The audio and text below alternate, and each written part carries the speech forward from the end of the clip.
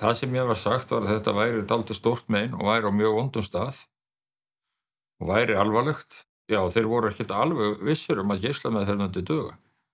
Þannig að þetta var á 11. stundu í raun og veru.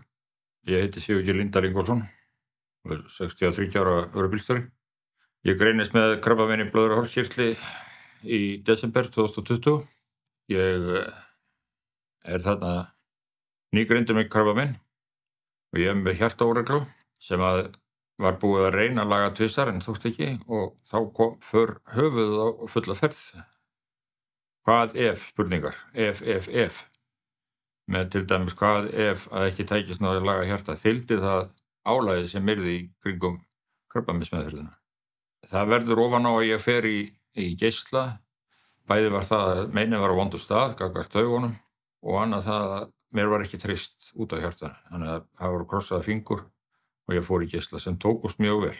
Og í dag er ég laus við meinið og með hjartað í lagi.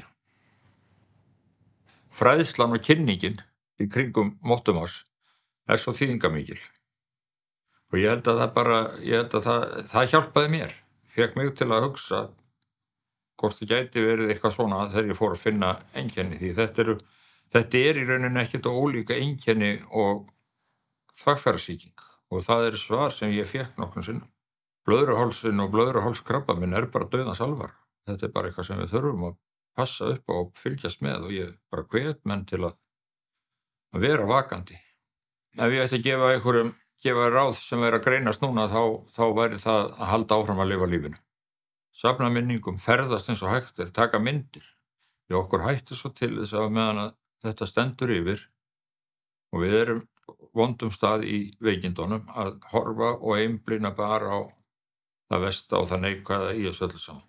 En að eiga myndir, eiga minningar, geta tekið það fram, ylja sig við það og sagt já, það er nú bara hellingur sem ég gerði þrátt fyrir allt. Það var ekki bara alls slæmt. Þetta er svo mikilvægt.